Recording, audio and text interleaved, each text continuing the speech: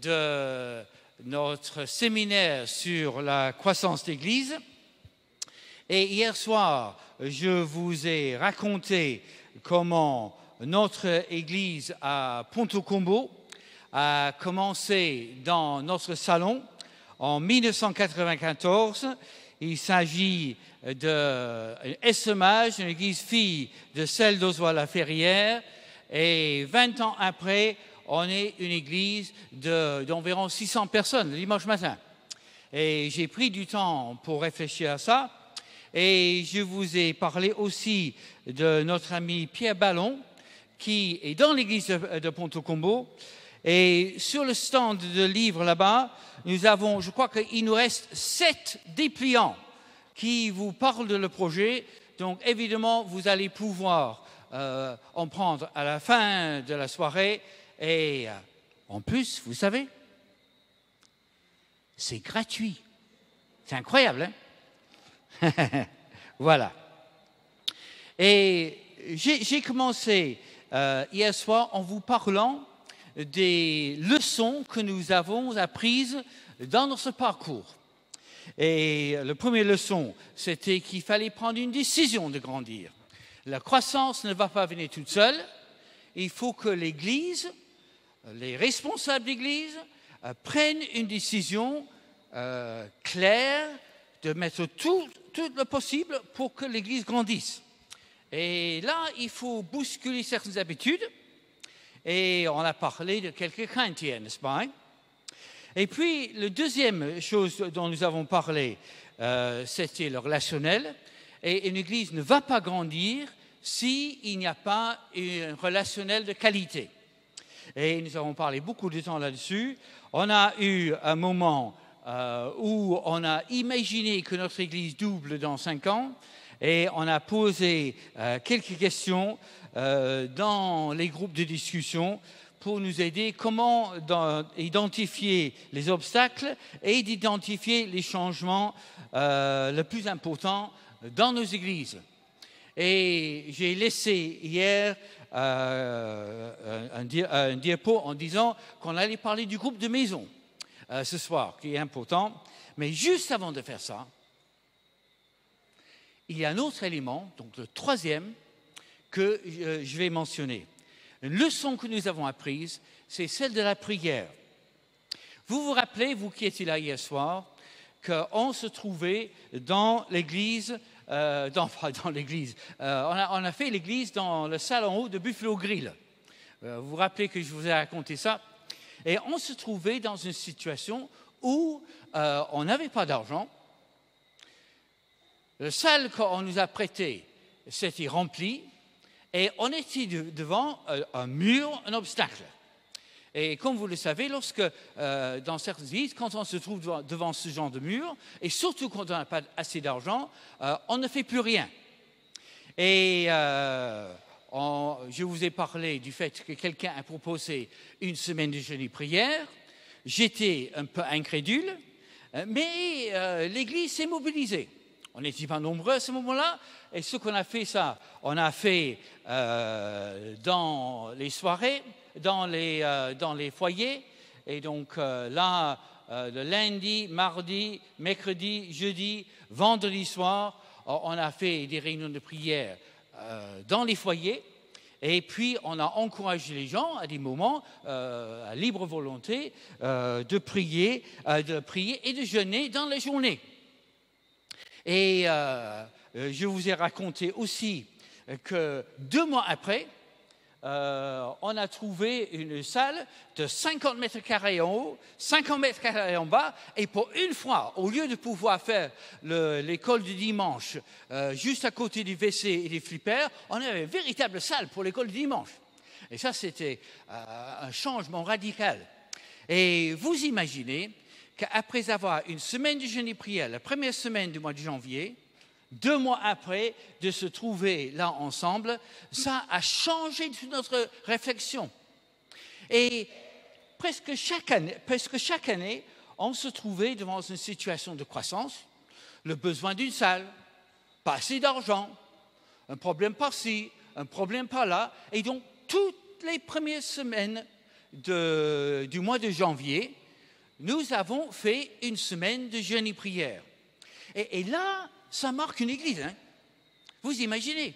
Et là, on est ensemble, le peuple de Dieu. Seigneur, nous voulons grandir.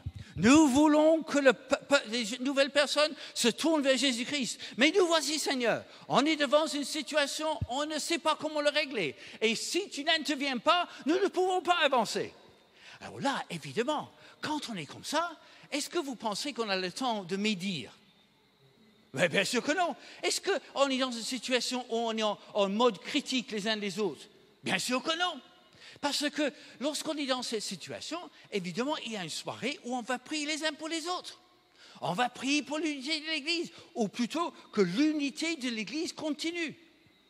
Et parce que nous sommes maintenant autour d'un projet, nous voulons avancer ensemble, Seigneur, change nos cœurs, et puis voilà.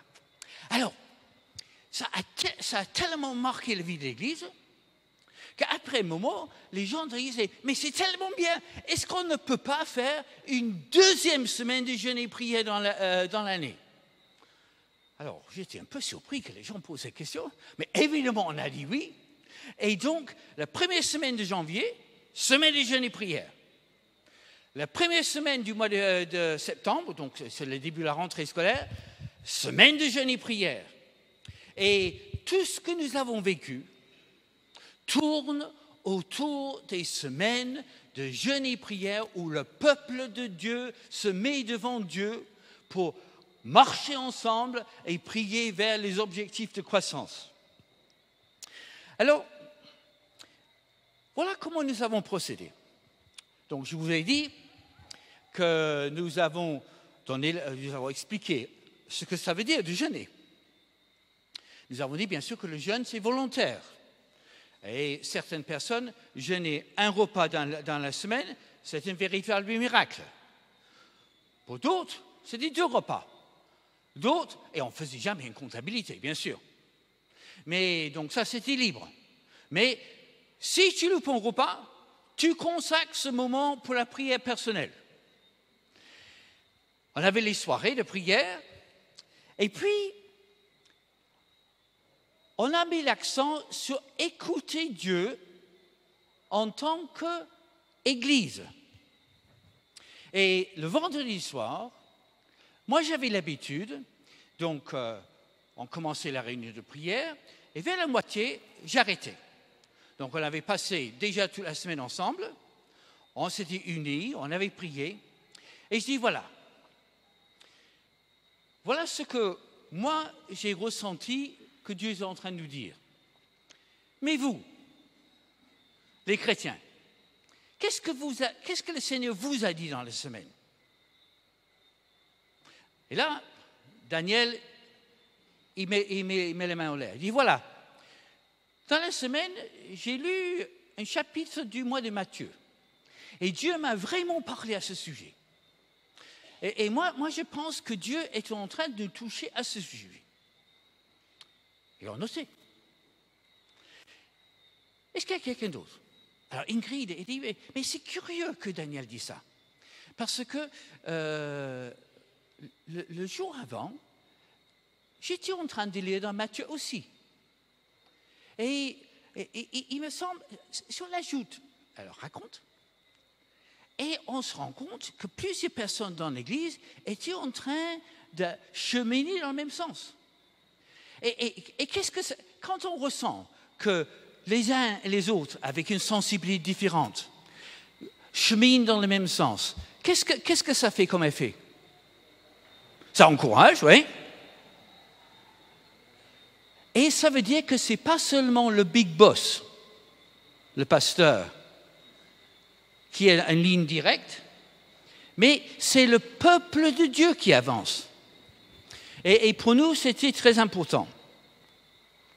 Et pendant tout ce temps, vous imaginez que moi, j'ai appris beaucoup de choses. Parce que moi, je n'avais jamais assisté à une semaine de jeûne et prière avant ça. Hein. Et pendant tout ce temps, je me suis rappelé de 2 vérités, parce que c'est les leçons que nous avons apprises. Alors, évidemment, dans une semaine de jeûne et prière, on cite souvent des textes de la Bible. Hein. Et voici un texte qui revient ou qui est revenu souvent dans nos semaines de jeûne et prière. Donc, les armes avec lesquelles nous combattons ne sont pas simplement humaines. Elles tiennent la puissance de Dieu qui les rend capables de renverser des forteresses. Que dit ce texte au sujet de l'arme spirituelle qui est la prière? Est-ce que ce texte dit que la prière est facile?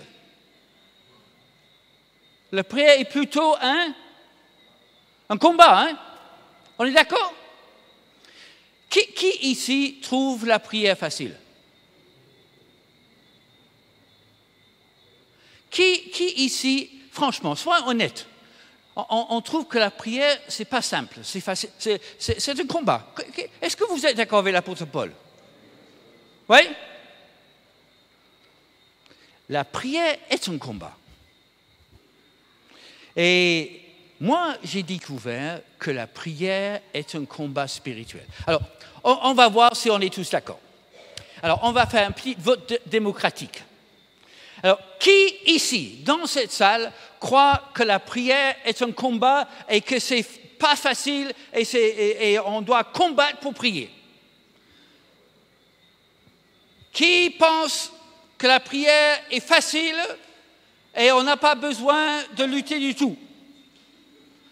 Alors, chers amis, Monsieur Dominique Dick, le samedi 22 octobre, par vote démocratique, l'Assemblée a voté parce que la prière est un combat spirituel. OK? Donc ça, c'est le premier constat que j'ai fait. Deuxième verset. Alors là, je ne sais pas combien de fois nous avons lu dans les réunions de prière. Demandez et vous recevrez. Cherchez et vous frappez, l'on vous par celui qui demande et celui qui cherche et l'on ouvre à celui qui. Alors, que nous dit ce verset? Est-ce que ce verset nous dit que si nous demandons à Dieu, il tourne la tête et s'endort? Non, je pense qu'on est d'accord. Est-ce que ce texte nous dit que Dieu exauce la prière? Alors, pas toujours comme on veut. C'est ça qui est embêtant, hein? Parce que parfois, nous essayons d'insérer Dieu dans nos prières, mais Dieu, il exauce comme il veut. On est d'accord? Donc, alors, je vais vérifier qu'on est d'accord. Donc, on croit que Dieu exauce la prière. Oui? Non? OK. Donc, vote démocratique. Alors, est-ce que le peuple réuni ici, dans le temple du Moule, la soirée du 22 octobre, est-ce que qui croit que Dieu exauce la prière? Est-ce qu'il y a quelqu'un qui vote contre? Donc, chers amis, et je parle à tous ceux qui nous regardent, il y a eu un vote démocratique à l'unanimité que Dieu exauce la prière. Et c'est là où j'ai fait deux constats. Et alors, nous croyons que la prière est un combat, oui? Nous prions que Dieu exauce la prière, oui? Alors, j'ai une question qui me tracasse et qui me turlupine. Comment ça se fait qu'il y a si peu de personnes à la réunion de prière?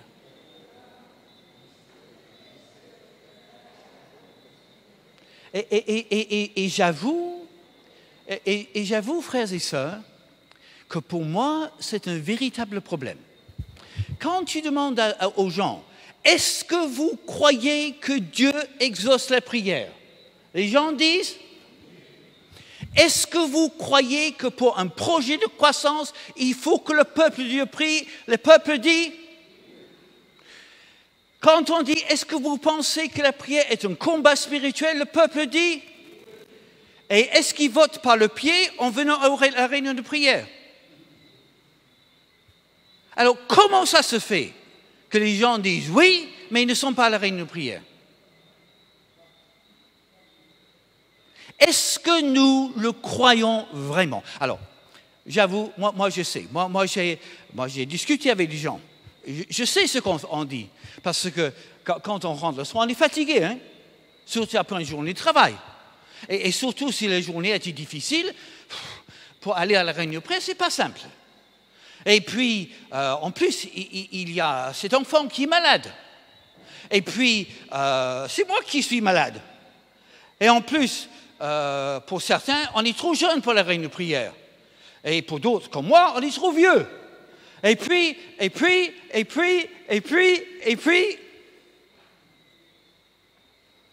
Et pourtant, si la même soirée, on fait un barbecue, si on est 12 pour la réunion de prière, il y aurait combien pour le barbecue? Comment tu penses, Nicolas? Il n'y aura pas assez de saucisses. Le double? Le triple? Et alors, je fais ça d'une façon un peu en plaisanterie, mais c'est grave, hein? Comment ça se fait que lorsqu'on vient à la réunion de prière, on est fatigué, mais quand il s'agit d'un barbecue, je ne suis pas fatigué? Comment ça se fait que lorsqu'il s'agit d'une réunion de prière, il y a un programme à la télé qui me tente, mais quand il s'agit d'un barbecue, j'y passe?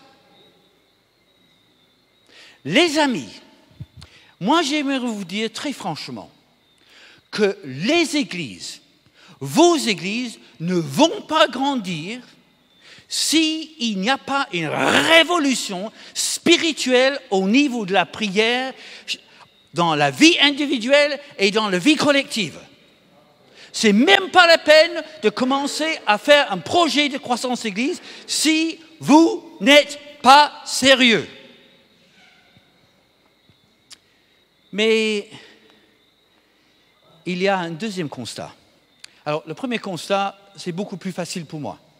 Le deuxième constat, ça m'embête. C'est que moi, j'ai une bataille en moi. Hein. Vous savez, j'ai 71 ans. J'ai presque 60 ans de conversion. Dans le ministère depuis presque 50 ans. Et quand il s'agit de la réunion de prière, à Ponto-Combo, très, très souvent, moi, je me sens fatigué. C'est fou, ça, hein? Les autres soirées de la semaine, je suis beaucoup moins fatigué. Mais quand il s'agit de la réunion de prière, très souvent, j'ai mal à la tête. Et en plus, le mercredi soir, il y a souvent des matchs de Ligue, Champions League. Pourquoi c'est toujours le mercredi soir? Et moi, je me rends compte que j'ai une véritable bataille en moi. Et moi, je vous dis franchement que moi j'ai honte. Hein. À mon âge, mes années de vie chrétienne, qu'il y ait autant de batailles spirituelles en moi. Donc, déculpabilisez-vous. Hein. Alors, à cause de ça, moi, j'ai pris 2 décisions. Et je vous les encourage. Hein. La première décision, c'est de ne pas m'écouter. Moi, j'ai décidé de ne pas m'écouter. Tu es fatigué? Tant pis. L'OM joue en Ligue des Champions? Tant pis.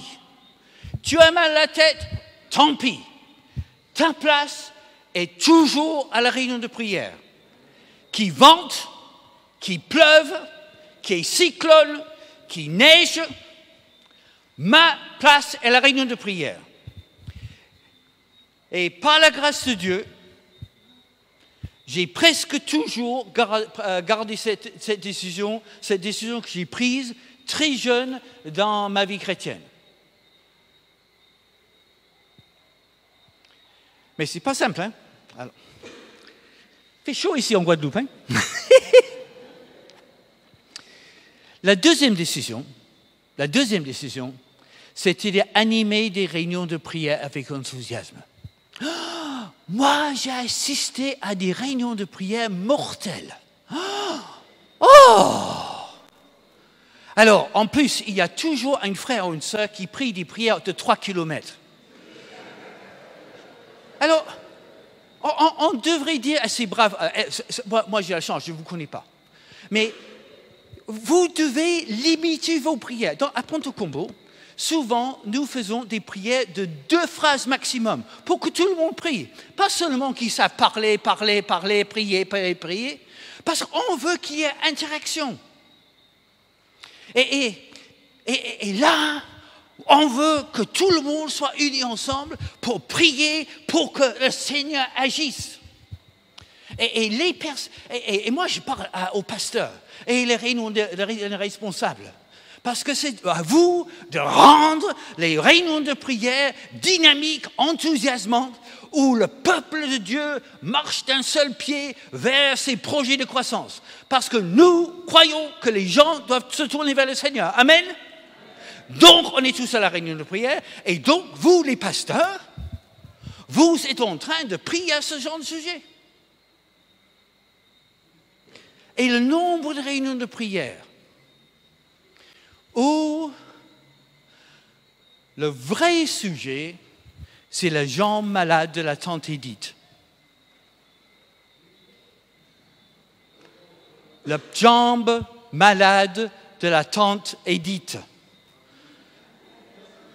Oui, parce que quand on demande un sujet de prière, eh bien, on va pouvoir prier pour la tante Edith, hein, parce que sa jambe est malade. Et donc, il faut qu'on prie pour elle. Et donc, ça ne veut pas dire qu'il ne faut pas prier pour la tante Edith, bien sûr, hein, vous comprenez. Mais si on est toujours en train de prier à ce genre de sujet, on sort parfois à des réunions de prière plus découragés que lorsqu'on est entré. Et il faut une animation de prière, réunion de prière enthousiasmante, où on change, on prie en petit groupe, on prie en grand groupe, on interdit les prières de 3 kilomètres et on permet à ce que tout le monde prie au moins 2 ou 3 fois.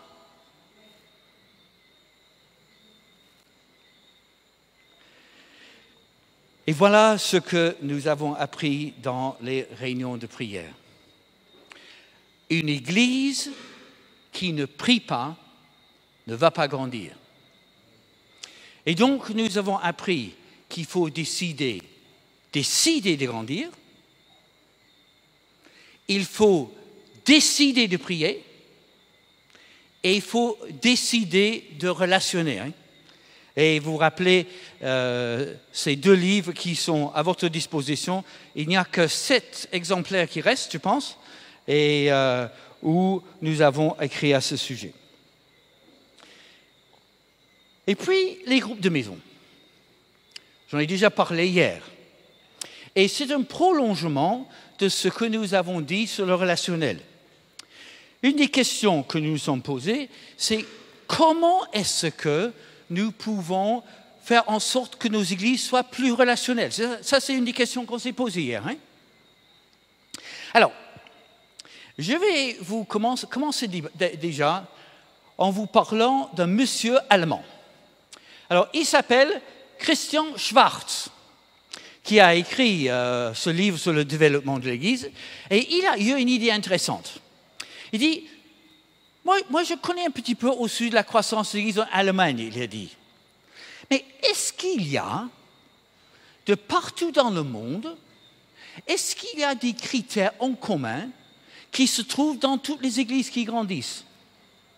Est-ce que les églises qui grandissent en Amérique du Sud, par exemple, aux Antilles, est-ce qu'il y a les mêmes choses qu'on retrouve en Allemagne? Et donc, il a fait une enquête internationale. Il a commencé avec 3000 églises. Maintenant, il y a plus que 70 000 et qui ont toujours confirmé ce qu'il a découvert. Il a fait sur 5 continents.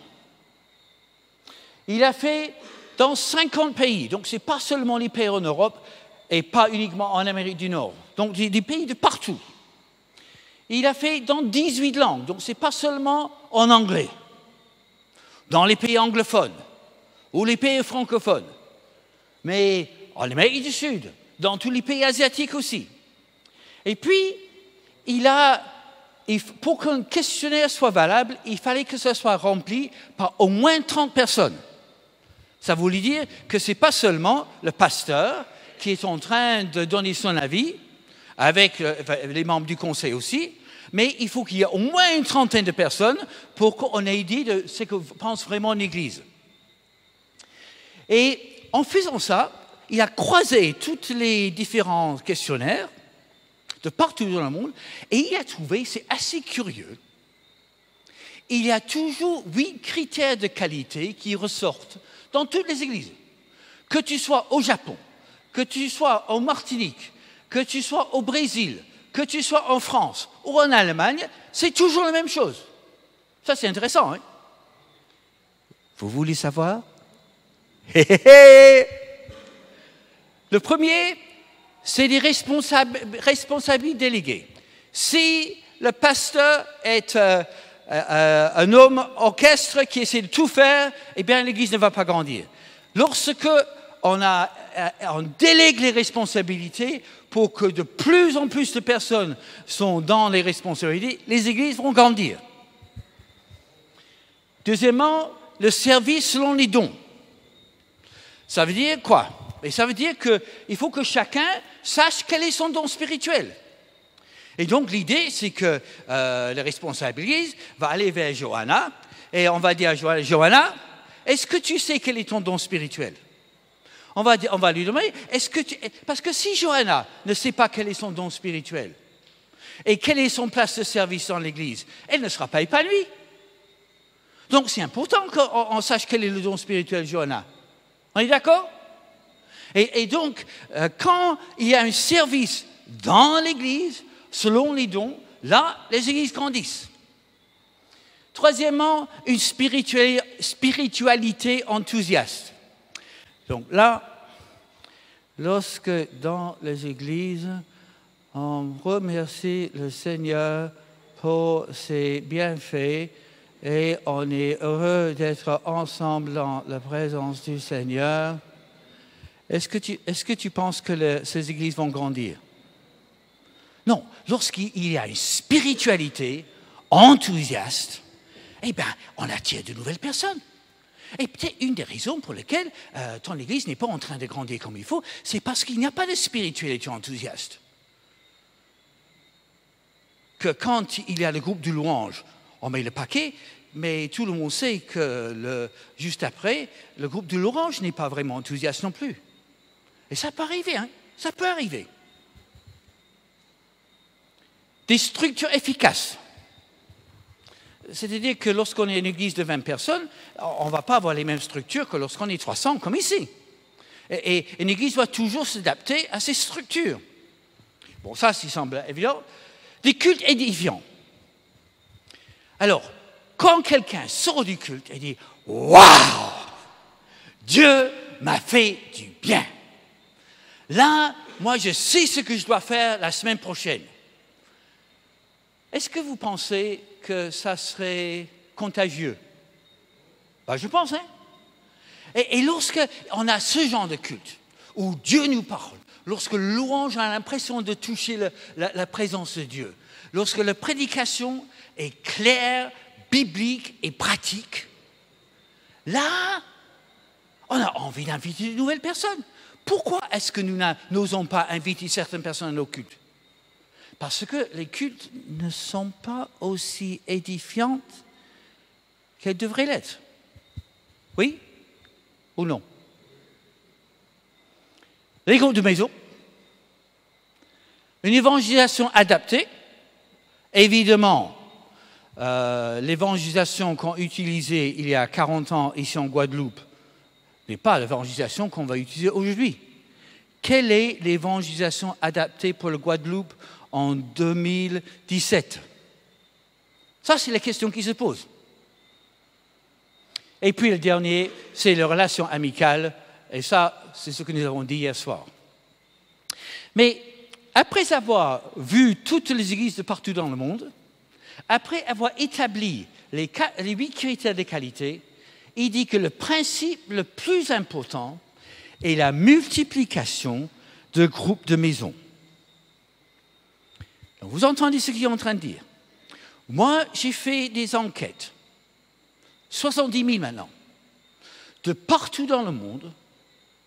Et s'il y a un élément qui ressort de partout dans le monde, les églises qui grandissent ont des groupes de maisons qui se multiplient.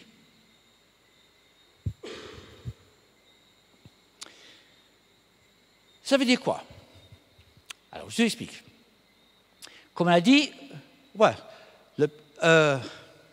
Alors, lorsque j'ai entendu ça pour la première fois, on avait une douzaine de personnes à la réunion de prière, l'étude biblique dans la semaine. C'était des moments riches. On passait de bons moments ensemble. Et j'avais entendu parler de ces groupes de maisons. Et je dis, on va faire un essai. Et donc, on a changé le logiciel complètement. Pas de réunion de prière chaque semaine. Pas d'étude biblique centrale chaque semaine. On va tout décentraliser par des groupes de maisons. Et vous savez ce qu'on a découvert? Que des gens qui étaient fatigués pour venir le mercredi soir, quand il s'agissait d'aller chez le copain à côté, ils étaient plus motivés. Et au lieu d'être 12 pour la réunion de prière ou la réunion du public, on est doublé et même triplé dans les groupes de maison. Parce que quand on est un groupe de 7, 8, 9, 10 dans un foyer, ce n'est pas la même chose que lorsqu'il y a à l'église. Hein. Et Rick Warren a dit, une église doit devenir plus grande et plus petite à la fois. Qu'est-ce qu'il veut dire par là? Mais une église doit devenir plus grande parce qu'elle doit prêcher l'évangile et il faut que les gens se convertissent à Jésus-Christ. Mais qu'est-ce qui va se passer lorsque l'église de Moule double dans les... combien on a dit, Philibert? 5 ans, hein, les prochains 5 ans. Est-ce que vous pensez qu'on risque d'avoir un problème de connaître les gens? Ben oui. Et donc, elle doit être plus grande, mais aussi plus petite à la fois. Et ça se fait par les groupes de maison. Quelqu'un d'autre a dit, un plus grand groupe attire, un plus petit groupe retient. Alors, à Port-Saint-Louis, Port-Louis, alors on est combien au culte le dimanche matin? Ça peut tourner entre 120 et 150. Donc, étant donné qu'on va doubler dans 5 ans, d'après le prophète Philibert, ça veut dire que dans les prochains 5 ans, on va arriver jusqu'à 300 personnes au culte.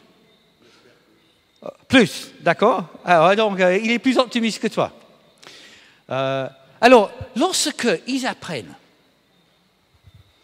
pour lui qu'il y a 300 personnes au culte et que le groupe de louanges a augmenté en qualité, que les prédications de Dominique Dick sont vraiment de qualité, inspirées par l'Esprit de Dieu, où les gens s'en touchent, qu'est-ce que ça fait? Mais ça attire. Et un foule attire une foule. Et donc, vous ressentez ce qui va se passer pour lui. Mais on ne veut pas que les gens entrent pas là et sortent pas là. C'est une chose qu'attirer les gens, on veut les retenir aussi. Et ça se fait par les petits groupes. Donc, mon frère, il vient... Comment tu t'appelles, Jean? Jeanne. Jeanne. Alors, Jeanne, il vient à l'église pour la première fois. Il est attiré par le grand groupe. Alors, notre souci, c'est qu'il s'intègre dans l'Église, non? Et donc, très rapidement, on va venir vers lui. Jeanne, écoute, comment tu vis la vie d'Église? Et il va dire, c'est bien. Oui, je suis les réunions de prière continuellement. C'est bien. Alors, on va dire, alors Jeanne, maintenant, dans quel groupe de maison veux-tu aller? Vous avez entendu? Je n'ai pas dit, est-ce que tu vas aller dans un groupe de maison? Dans quel groupe de maison veux-tu aller? Et donc, l'idée, c'est que lui, il puisse se trouver dans un groupe de 6 à 12 personnes où il aura une relation personnelle. Vous avez compris le truc? Mais est-ce que dans la Bible, il y a le principe du groupe de maison? Est-ce que vous savez? Alors, regardez ces textes. Alors là, on est dans Actes chapitre 2, et là, on a beaucoup parlé hier soir. Chaque jour, avec persévérance, ils étaient au temple d'un commun accord, et ils rompaient les pains dans les maisons. Donc, c'est intéressant, ils rompaient les pains dans la maison. Donc, qu'est-ce qu'ils faisaient?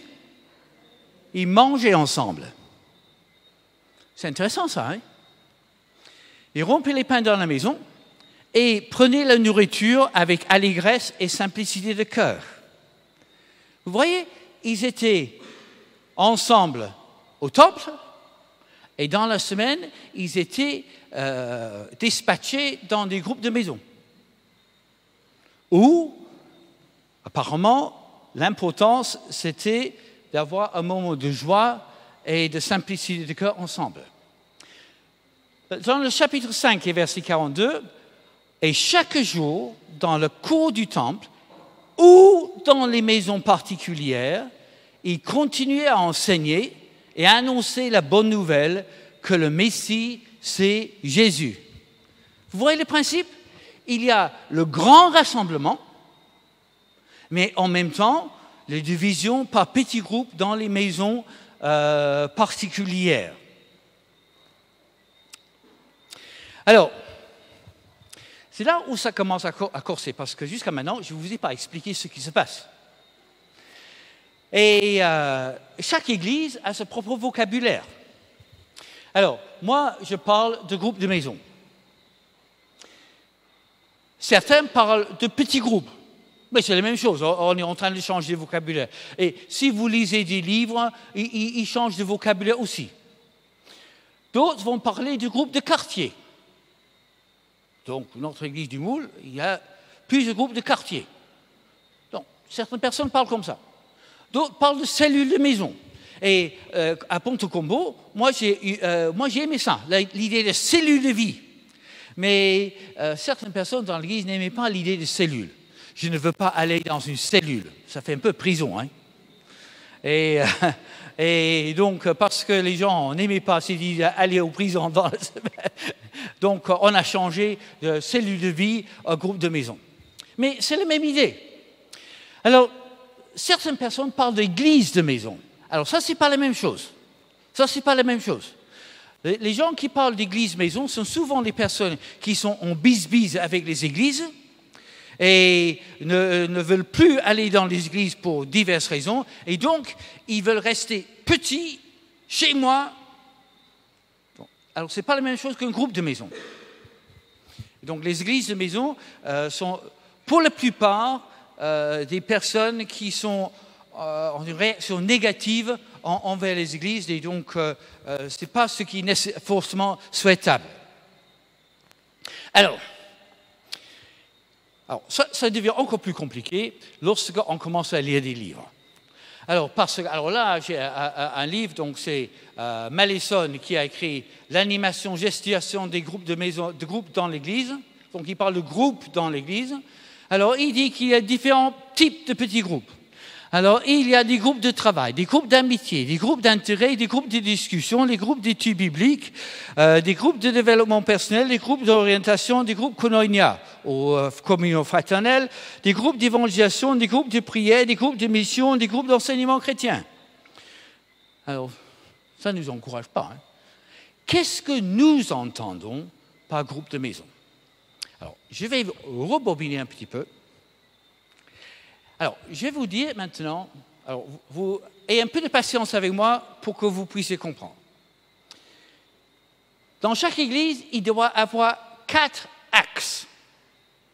Alors, je m'explique. Il y a l'axe nous vers Dieu. Comment ça s'exprime dans une église, nous vers Dieu? Par la prière, exactement. L'adoration, louange, exactement.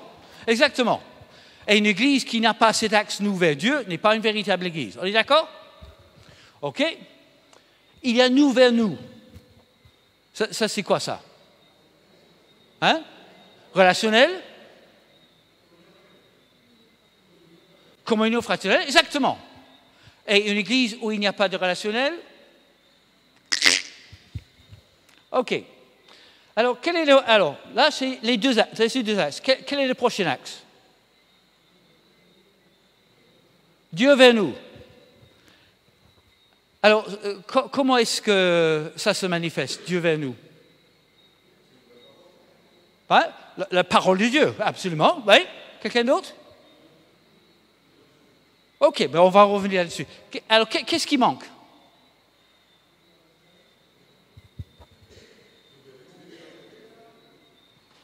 Nous, vers les non-croyants. L'Église qui n'a pas nous vers les non-croyants, elle est toujours centrée sur elle-même. Hein? Et donc ça se fait évidemment par l'évangélisation. Donc, on va revenir là-dessus. J'ai oublié.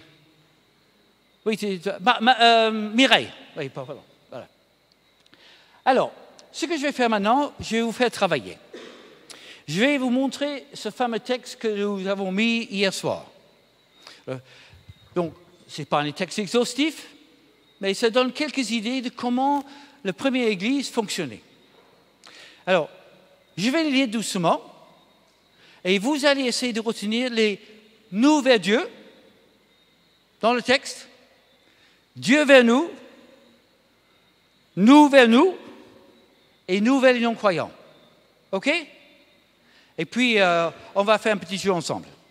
Alors, dès lors, il s'attachait à écouter assidûment l'enseignement des apôtres, à vivre en communion les uns avec les autres, à rompre le pain et à prier ensemble.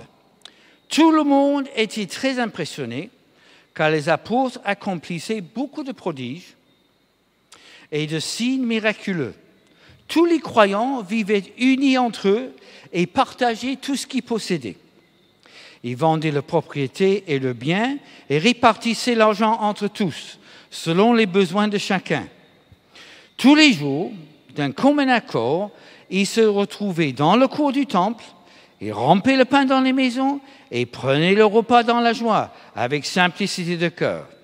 Ils louaient Dieu, et le peuple tout entier leur était favorable. Le peuple ajoutait chaque jour à leur communauté ceux qui sauvaient. OK? D'accord. Alors, qu'est-ce qu'on voit dans ce texte « nous vers Dieu » ? Alors, il faut que vous parlez très fort, parce que moi, je suis très vieux et dur à l'oreille. Hein? Alors, exactement. Prière, c'est le verset 42. Vous avez remarqué l'autre? Louange.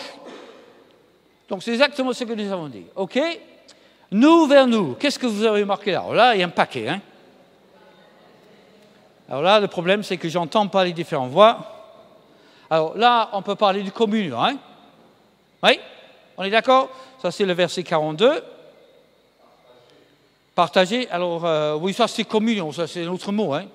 Alors ce qui est intéressant, c'est qu'il y a du repas. Hein. Et là, on se rend compte que la première Église était très français. Parce que nous, en France, on aime bien manger ensemble. Hein. Et donc, cet aspect de manger ensemble, ce n'est pas quelque chose qu'on fait en dehors de l'Église, c'est quelque chose qui se fait dans l'Église. Intéressant ça, hein. Vous avez marqué autre chose?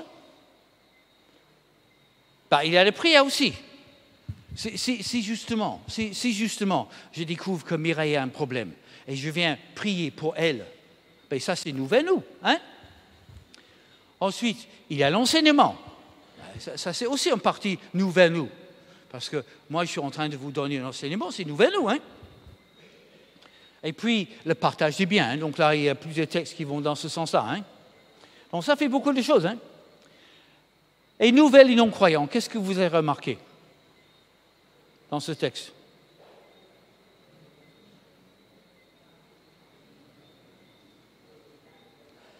Alors, la vie communautaire, c'est intéressant que les gens de l'extérieur voient la qualité relationnelle de l'Église et ils sont impressionnés. Le témoignage, alors je pense que ça c'est le troisième. Donc il y a les miracles.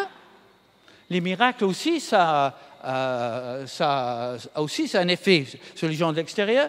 L'annonce de l'Évangile, et Actes chapitre 2, c'est toujours dans le contexte de l'évangélisation, l'annonce de l'Évangile. Dieu vers nous, qu'est-ce que nous voyons là dans le texte? Moi, j'ai mis l'enseignement, parce que espérons que lorsque les pasteurs enseignent, ce n'est pas seulement quelque chose qui vient de leur tête, mais c'est quelque chose qui vient par Dieu, par la parole de Dieu. Et ce n'est pas pour rien qu'on parle. Nous voulons baser notre Église sur la parole de Dieu. C'est Dieu vers nous. La prière, si moi je prie pour Mireille, moi c'est parce que je crois que Dieu va intervenir dans sa vie. Et Mireille dit Amen. Hein?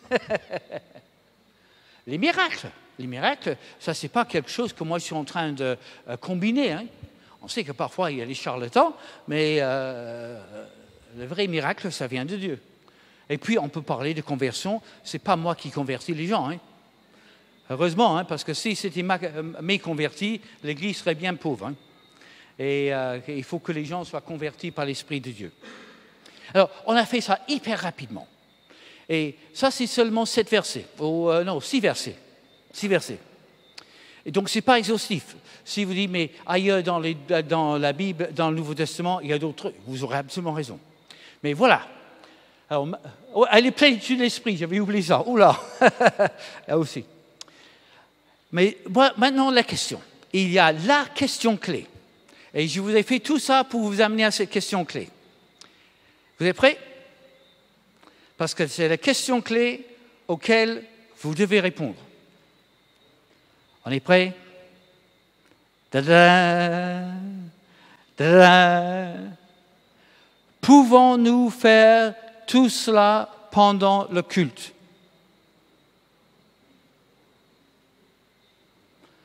Même ce que nous venons de mentionner, sans parler d'autres textes que nous n'avons pas lus. Et la réponse, c'est oui ou non? Alors, il y a certaines églises qui essayent. Combien de temps le culte dure? Moi, j'étais en Afrique.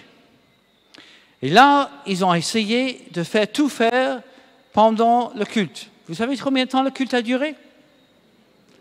4 heures. Est-ce que vous pensez que le culte de 4 heures, ça convient à la Guadeloupe? Alors là, on a encore un vote unanime. Ça veut dire quoi?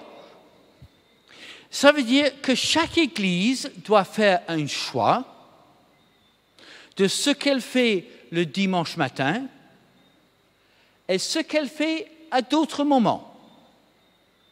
Par exemple, dans notre église de Ponte-Combo, nous, à 600 personnes, nous ne prions pas pour les gens individuellement.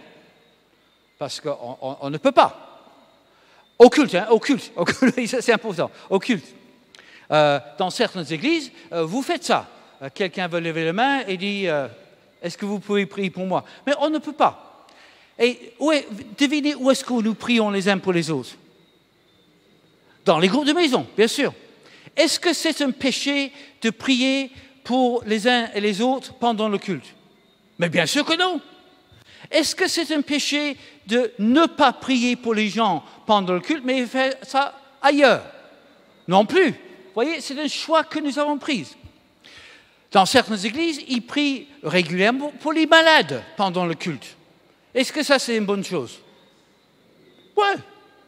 Nous avons pris la décision de ne pas le faire. Mais nous le faisons également dans les groupes de maison. Vous voyez ce que je veux dire? Il y a une stratégie que nous avons décidée, ce qu'on fait au culte et ce qu'on ne fait pas au culte. Alors, ce n'est pas une question de péché, c'est une question de choix. Et donc, certaines églises ne vont pas faire comme Ponto Combo. Alors, nous ne sommes pas en train de dire qu'ils sont dans le péché, heureusement, hein? Mais on est en train de dire qu'on a choisi différemment. Mais ce qui est important, et ce que nous disons, ce que moi je dis année après année, c'est que si vous ne venez pas au groupe de maison, vous ne recevez seulement une partie de la vie de l'Église.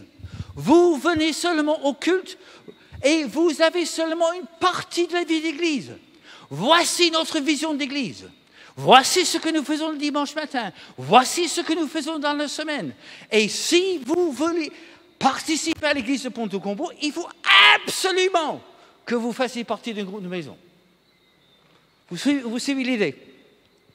Et Yonggi Cho a dit ceci. Alors lui, il parle de cellule de maison, hein?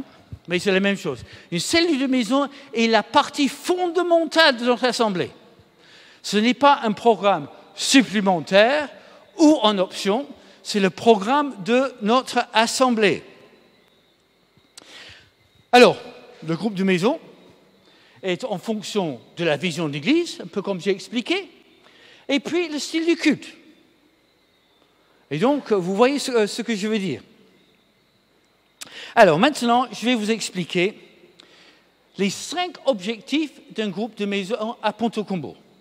Je dis à Ponto Combo, hein? Alors, quand vous mettez en pratique les groupes de maison, vous allez faire d'autres objectifs. Ce qui n'est pas forcément, ce qui n'est pas mauvais, c'est différent. La première chose, c'est de bâtir un relationnel fort. Alors,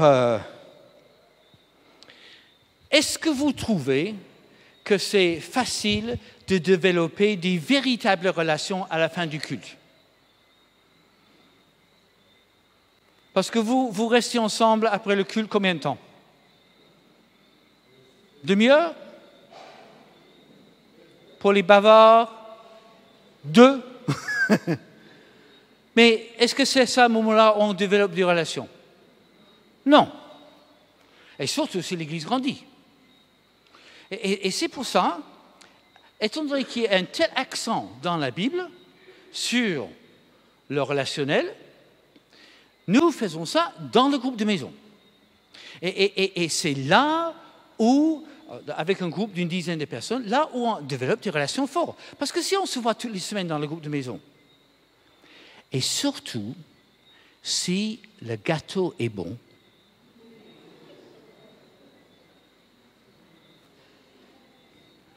et la boisson est de qualité, est-ce que vous avez ressenti que quand on a bu quelque chose ensemble, quand on a mangé un bon gâteau, on est beaucoup plus détendu pour parler du reste, non? Et c'est pour ça que ce n'est pas par hasard que dans l'Église primitive, on parle toujours de manger ensemble. Et c'est donc l'idée, c'est de développer le relationnel. Et dans le groupe de maison, au moins une fois par an, une fois par trimestre, la seule chose qu'on fait dans le groupe de maison, c'est de prendre un repas ensemble. Ça ne veut pas dire qu'on ne prie pas, mais ça, ce n'est pas l'accent. Ça ne veut pas dire qu'on ne va pas ouvrir la Bible, mais ce n'est pas l'accent. L'accent, c'est au moins de passer un bon repas ensemble. Et là, quand il y a un repas ensemble, surtout quand il y a les spécialités, et là, on découvre des dons. Hein. Et là, les langues se délient, hein, surtout si il y a le planteur et des qualités aussi. Hein. Mais c'est vrai. Et à la fin de ce genre de soirée, on sort, on dit, mais ça nous a fait du bien. Et je découvre que Mireille, elle fait des repas. Moi, je veux bien aller chez toi dans ton groupe de maison pour découvrir. Et ce n'est pas une plaisanterie. Et c'est là aussi où on développe la confiance. Je vais vous parler, alors je ne vais pas mentionner son nom, je vais parler de Janine. Donc Janine est dans notre église à Ponto-Combo et elle est venue avec un passé très chargé. Janine avait eu un divorce, relation avec son ex très difficile, enfant, ce n'était pas simple, et donc elle est arrivée dans l'église de Ponto-Combo. Et à fleur de peau, elle était très timide, archi timide, mais elle est venue dans un groupe de maison. En fait, on a fait le groupe de maison chez elle. Mais elle faisait une tisane, tilleul miel, que j'ai jamais bu ailleurs. Et j'aimais bien, et c'est Janine. Et aussi, elle faisait des gâteaux aussi. Hein. Donc là, mais lorsqu'il s'agissait, parce que dans le groupe, ce qu'on faisait, c'est que, donc pour les textes bibliques, donc toi, Josie, tu lis 2 versets, toi aussi 2, ensuite. Et quand on venait à Janine, elle disait, elle n'arrivait pas à lire même 2 versets en public, en 6 ou 7 personnes. Et quand il s'agit de prier les uns pour les autres, muette. On a été dans sa maison pendant, je pense que c'est 1 an et demi. 1 an et demi. Et puis est venu le jour où on lisait 2 versets, 2 versets, 2 versets. Et Janine a ouvert sa bouche. Elle a lu 2 versets à haute voix. Je me demandais avant si elle savait lire. Mais elle savait parfaitement lire. Et puis, elle a prié une prière.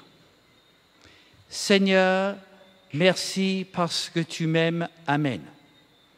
Et ça vaut des 3 prières de 400 kilomètres. Hein.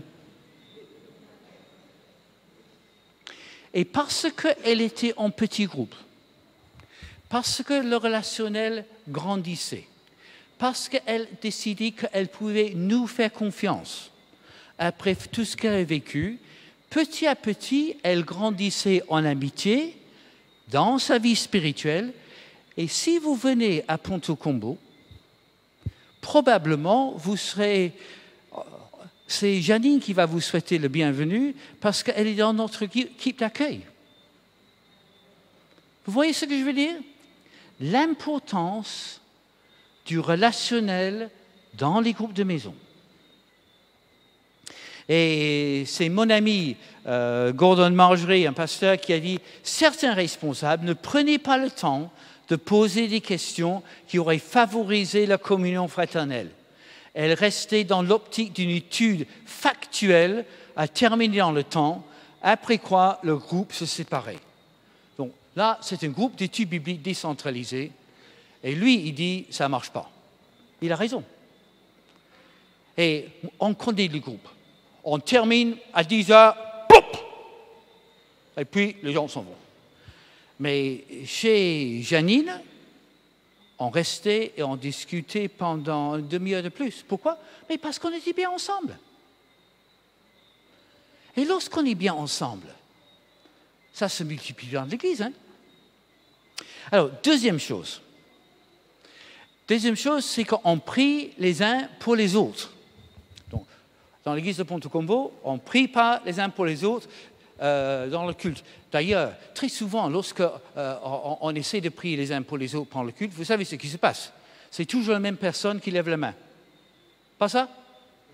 Et les gens qui ont vraiment besoin de prière sont tellement timides qu'ils n'osent pas prier ou n'osent pas faire leur requête de prière. Mais dans ce groupe de maison, c'est plus facile.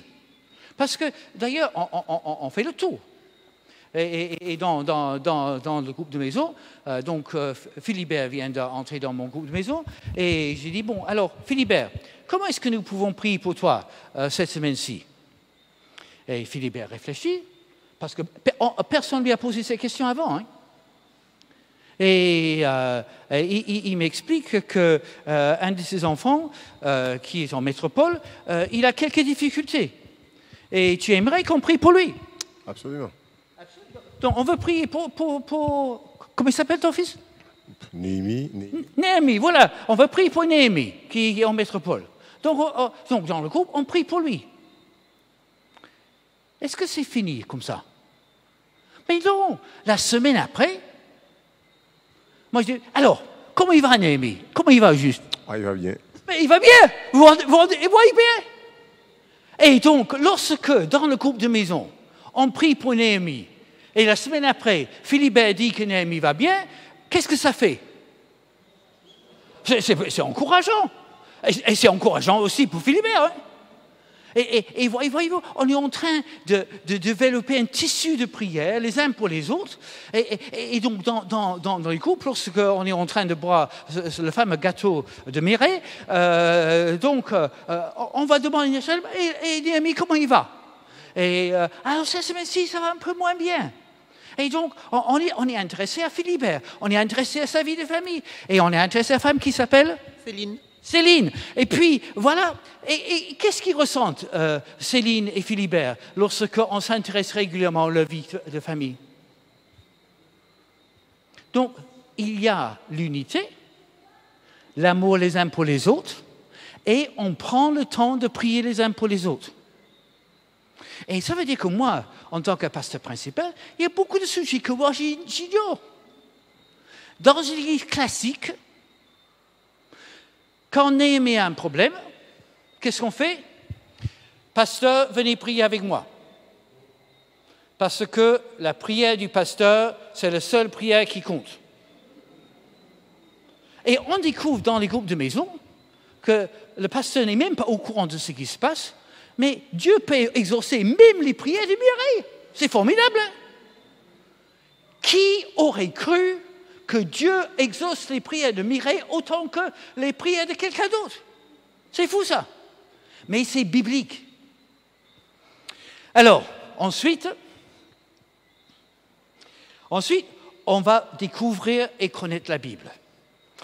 Est-ce que vous croyez que dans nos églises, tout le monde connaît la Bible par cœur? Je ne pense pas. Hein? Et d'ailleurs, parfois c'est un peu difficile au culte. Si le pasteur dit, voilà, maintenant on va lire à partir d'Éphésiens chapitre 2. Est-ce que les nouveaux savent où se trouve Éphésiens? Alors, si il lit le texte de la chair, Éphésiens chapitre 2, et il ne sait même pas où se trouve Éphésiens, qu'est-ce qu'il peut ressentir? Pardon? Ou un peu exclu. Mais dans un groupe de maison, c'est beaucoup plus facile. Parce que l'idée, c'est... Alors, voilà le truc. Donc, Dominique, il a prêché... Vous vous rappelez ce message qu'il a prêché sur Éphésiens chapitre 2? C'était un message de tonnerre. Et vous vous rappelez que vous étiez ému par ce message? Alors, on se retrouve le mercredi soir pour le groupe de maison. Et on se trouve et dit... Alors, Dominique, il a prêché sur quoi dimanche? Alors, il y a un long silence. Alors, pour nous, les prédicateurs, c'est un moment de réalité. Hein. Et voilà. Et donc, moi, j'ai fait ça avec mon groupe de maison. Alors, quel était le sujet de mon message dimanche dernier? Alors, après quelques minutes, quelqu'un va dire, c'était un message sur la Bible. Donc, ça, c'est quand même encourageant. Donc, et 2 minutes après, quelqu'un va dire, je pense que tu as parlé au sujet de Jésus. Mais, soyons honnêtes, on oublie vite. Hein. On dit, mais on se rappelle que le message était bien, mais on oublie. Alors, dans le groupe de maison, on revient sur Éphésiens chapitre 2. Et évidemment, les questions qu'on va poser sont un peu plus pratiques. Et donc, au fur et à mesure qu'on pose des questions, que Dominique a préparées à l'avance, hein, Ah oui, effectivement, il a dit si. Ah oui. Ah oui, maintenant je me rappelle. Et on est en train de découvrir et connaître la Bible. Et lorsque on dit Éphésiens, et on a notre frère qui vient pour la première fois dans le groupe de maison, et on va expliquer, mais Éphésiens, c'est dans le Nouveau Testament. Est-ce que tu sais ce que c'est le Nouveau Testament? Mais dans la Bible, il y a deux testaments. Il y a le Nouveau Testament et l'Ancien Testament. Le Nouveau Testament, c'est commence avec la vie de Jésus, et par la suite, et l'Ancien Testament, c'est avant. Et je ne sais pas combien de fois j'ai fait ça. Mais dans un groupe, mais si, imaginons que Dominique faisait ça à partir de la chair, il se sent très, très gêné, non? Mais dans un petit groupe de maison, est-ce qu'on se sent gêné? Et donc, on apprend à connaître la Bible. Et donc, quand il vient une fois, donc Nicolas qui est dans le même groupe, il va lui montrer où se trouve le texte dans la Bible. Et ça, c'est pas gênant. Et donc, on découvre la Bible, ça nous permet de poser des questions très simples et avancer ensemble, et en lien avec le message du dimanche. Et comme dit Manu Renard, donc celui qui m'a remplacé comme pasteur principal, nous vivons dans une société axée sur le visuel où la place pour la lecture diminue. Et dans les groupes de maison, on apprend aux gens à lire et comprendre la Bible. Marier vérité et réalité. Alors, je cite Manu Renard encore, nous ne voulons pas connaître la Bible pour simplement accumuler des connaissances théoriques dans un coin de notre cerveau. Nous voulons la comprendre pour mieux la vivre au quotidien. Est-ce que vous croyez que nous voulons apprendre la Bible pour avoir une grande connaissance dans la tête? Est-ce que, quand notre frère sait exactement où se trouve Éphésiens, le contenu d'Éphésiens chapitre 1, le contenu d'Éphésiens chapitre 2, 3, 4, 5, est-ce que vous pensez que ça va lui changer la vie? Non, ce n'est pas la connaissance qui change la vie. Il faut qu'il le sache, bien sûr. Mais nous voulons marier vérité avec réalité. Parce que qu'est-ce qui est important? Ce qui est important, c'est que est-ce que sa vie sera changée? Et est-ce qu'on veut que nos vies soient changées par la parole de Dieu? Exactement. Et il continue. La discussion passionnante que nous voulons encourager ne sont pas des discussions vaines sur des sujets à controverse, mais davantage comment appliquer ce texte à ma vie. Comment mettre en pratique tel enseignement. C'est ça qui est important. Parce que ce qu'on veut, c'est que nos vies soient transformées, non? Et donc, avec cette étude sur Éphésiens chapitre 2, nous avons posé des questions. Et puis, à la fin de la soirée, nous avons dit, mais alors, comment tu t'appelles ça? Alors, on a posé les questions. Éric, qu'est-ce que tu crois? Qu'est-ce qui est important pour toi cette semaine-ci? Ça, c'est gênant, ça. Hein? Mais on n'a pas seulement posé à Éric, mais aux autres. Et Éric dit, mais moi je pense que j'ai vraiment besoin de changer ma vie dans tel ou tel domaine. Ça, c'est formidable, non? Et la semaine après, alors Éric, comment ça s'est passé justement? Parce qu'on est ensemble et on veut grandir ensemble. Et le cinquième, écoutez bien, apporter un soutien pastoral. Alors, nous avons mangé ce midi avec Bernard, le pasteur de cette église. Alors, moi, j'ai appris que c'est un homme miraculeux. Moi, j'ai appris, il est pasteur de cette église-ci, il est pasteur de Petit Canal, il est pasteur de Monalo, et dans son temps libre, il est pasteur de l'église de Basse-Terre. Donc, évidemment, donc c'est un homme qui est partout à la fois. Est-ce que vous pensez que Bernard va pouvoir visiter tout le monde? est-ce que vous pensez que les gens dans l'église risquent d'être frustrés parce que Bernard n'est pas partout à la fois? Alors, s'il y a des groupes de maison, là, on va l'aider. Parce que ce qu'on va faire, c'est que à Pasteur, il y a des groupes de maison. À partir de maintenant. À Mornalo, à Petit Canal. Mais je pense qu'il y a des personnes qui habitent dans d'autres villes aussi. Donc, on va commencer des groupes de maison là-bas. Et donc, comment tu t'appelles déjà? Joby. Alors, justement, étant donné que nous avons confiance en Joby, il devient... Alléluia, amen. Alors, il devient responsable du groupe de maison. Alors, mais ça veut dire qu'il va passer beaucoup de temps avec Bernard. Et donc, c'est pas, on ne va pas laisser devenir un gourou dans son coin, mais étant donné que les groupes de maison sont en train de faire la même étude tout le temps, sur Ephésiens 2, au Ephésiens, alors on va passer du temps avec lui. Et le Bernard, qui n'aura pas la possibilité de visiter tout le monde, il va pouvoir investir son temps dans les responsables du groupe de maison. Et puis, les responsables du groupe de maison, dans une église qui grandit, ils s'occupent de ce que moi j'appelle les premiers soins. D'ailleurs, les cellules deviennent un moyen de prendre soin du corps. Et ce que Bernard ne peut pas faire tout seul, beaucoup de ce travail se fait dans les groupes de maison. La capacité essentielle requise pour s'occuper d'une telle structure est le don de berger. Et donc, voilà ce qui se passe. Mais justement, vous vous rappelez que nous avons prié pour Philibert. Dans le temps, on aurait appelé le pasteur, ou lorsque l'enfant est malade, il faut que le pasteur vienne, n'est-ce pas? Mais maintenant, dans le groupe de maison, on va prier, et vous savez qu'il y a beaucoup de choses qui se passent, je ne suis même pas au courant.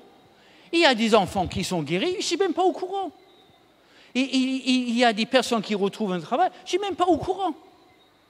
Parce que dans les groupes de maison, et puis, dans le groupe de maison, quand il y a quelqu'un qui déménage, avant on appelait au pasteur, est-ce que vous pouvez annoncer ça au culte?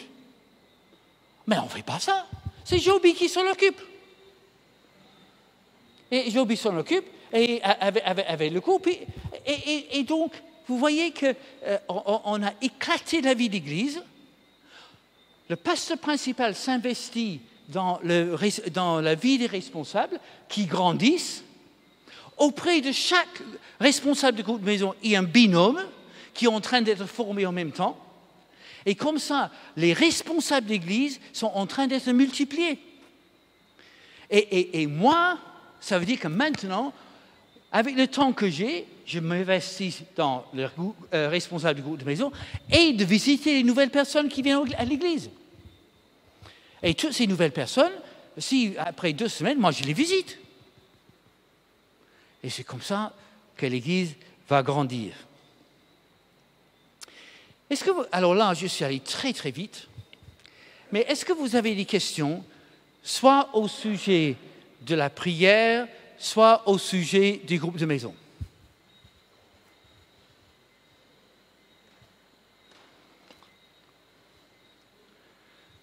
C'est clair? C'est simple? Waouh!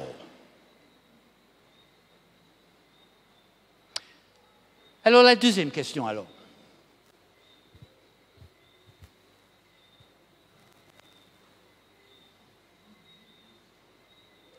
Personne n'a une question. Alors, moi je répète donc que dans notre expérience, les églises ne vont pas grandir s'il n'y a pas une décision. Moi je sais ce que je vais faire. Je vais montrer comment nous faisons. Alors je vais aller un peu vite, je vais sauter des trucs et je vais vous expliquer comment nous faisons. Voilà.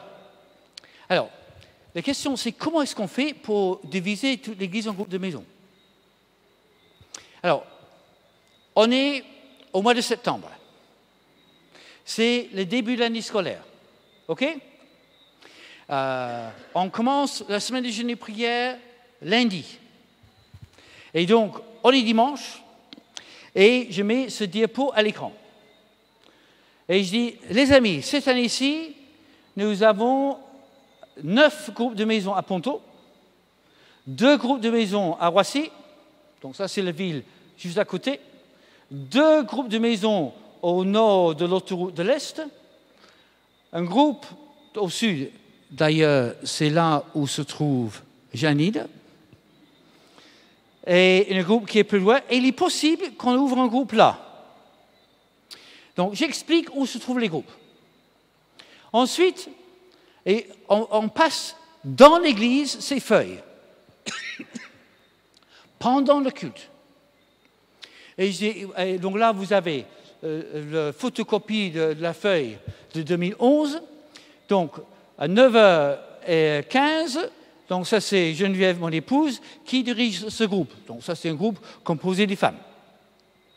Le mardi soir, on a 2 groupes. Un groupe à Ponto, un groupe à Colomiers, qui est beaucoup plus à l'est. Le mercredi soir, 1, 2, 3, en fait il est 4, parce qu'il est recto verso et ça n'est pas sur le diapo. Donc là, vous avez 2 groupes à Ponto, un groupe à Roissy, donc ça c'était mon groupe à moi.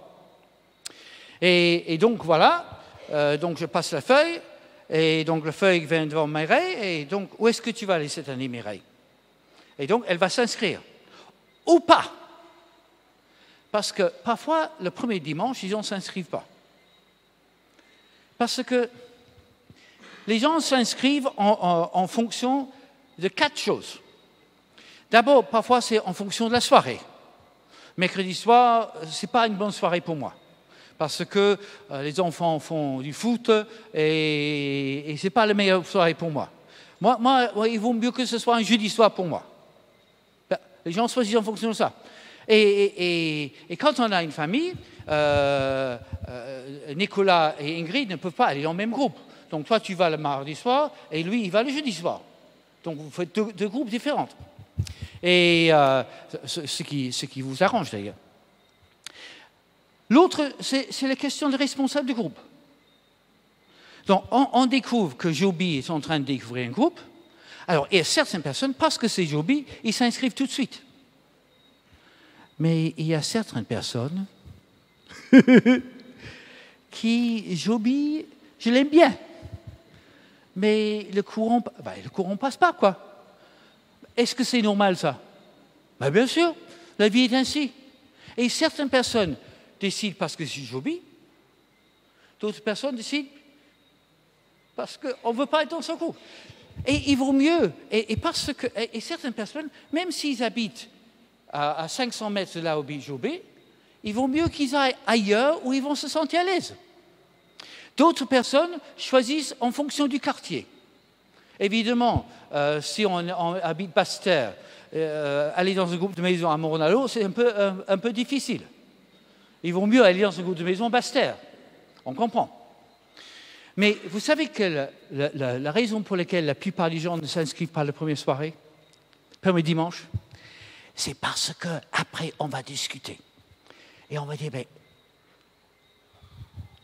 Céline, où est-ce que tu vas? Parce que moi, je vais être avec toi. Ah, tu vas aller le mercredi soir. OK, moi, je vais avec toi. Et parce que les gens veulent être avec les copains et les copines. Et pour moi, c'est formidable. Parce qu'il vaut mieux qu'ils soient dans un lieu où ils sont contents, heureux, et où le gâteau et le tisane, c'est de meilleure qualité. Il vaut mieux. Et donc, les gens choisissent en fonction de tous ces différents éléments. Et donc, le deuxième dimanche, on passe les mêmes feuilles, et les groupes de maison sont repartis. Alors, attends, Mireille est un peu inquiète pour son gâteau, là.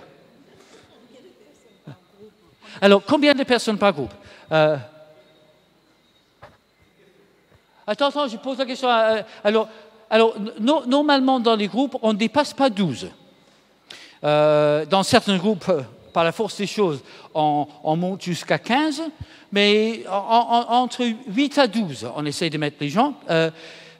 Alors, est-ce que vous avez remarqué dans un groupe, lorsqu'il y a 6 personnes ou 7 personnes, tout le monde participe. Mais lorsqu'on dépasse 12, environ, il y a certaines personnes qui ne disent plus rien. Vous avez remarqué ça? Pourquoi? Parce qu'il y a certaines personnes qui sont timides. Et quand on dépasse un certain nombre, c'est plus difficile. Et donc, quand on arrive à 15, l'idée, c'est de diviser un groupe en deux, plutôt qu'avoir un groupe de 20 personnes où il y a seulement 4 ou 5 personnes qui parlent. C'est bon? J'ai pu comprendre que normalement, les 600 personnes qui viennent à l'église le dimanche devraient faire partie de certains groupes. Alors, comment font-ils? Je n'ai pas compris. J'ai cru comprendre que les 600 personnes qui viennent le dimanche devraient normalement faire partie de groupes de maison parce que c'était plus possible. Mais les 600 personnes avec 9 groupes, comment ils sont répartis? Alors, on répartit les gens par la feuille qui passe. Et notre objectif à Ponto Combo, c'est d'avoir 80% de tous les adultes qui sont au culte dans un groupe de maison. Alors, il y a certaines personnes qui ne peuvent pas faire partie d'un groupe de maison à cause de leur travail. Il y a certaines personnes qui ne veulent pas, ce qui n'est pas bien, mais ne souhaitent pas. Et puis, les nouvelles personnes qui arrivent, ils n'ont pas encore l'habitude. Mais nous avons dans les groupes de maison à peu près 200 personnes. 200 personnes dans les groupes de maison, 200 adultes. Et parce qu'un tiers de notre église est composé d'enfants et de jeunes, donc ça fait déjà pas mal de personnes qui ne sont pas dans les groupes. Mais nous avons dépassé les 200 personnes dans les groupes de maison. Mais c'est fait. Et chaque année, certaines personnes aiment être avec les mêmes personnes. D'autres personnes aiment changer. Mais que ça se passe comme ça. Ce qui est important, c'est que les gens se trouvent dans des groupes où ils sont à l'aise, où la communion fraternelle passe et les gens grandissent avec le Seigneur. Question?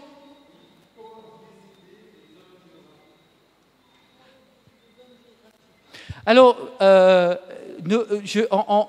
fait des zones géographiques en fonction de là où nous avons des gens de l'Église et là où nous avons des responsables de groupes de maison. Mais ce qui est intéressant, c'est que notre découverte, c'est que cette question de groupe géographique est beaucoup moins importante qu'on le pensait. Que les gens sont prêts à aller 10 km pour être avec leurs copains et ils ne sont pas prêts à marcher 200 km dans un groupe où ils ne se sentent pas à l'aise. Qu'est-ce que j'ai dit? 200 km, oui. 200 mètres, oui, 200 mètres. Oui, ça c'est important, ça. Et donc, la répartition géographique, c'est en fonction donc, de là où nous avons des personnes dans l'Église et là où nous avons des responsables de groupe.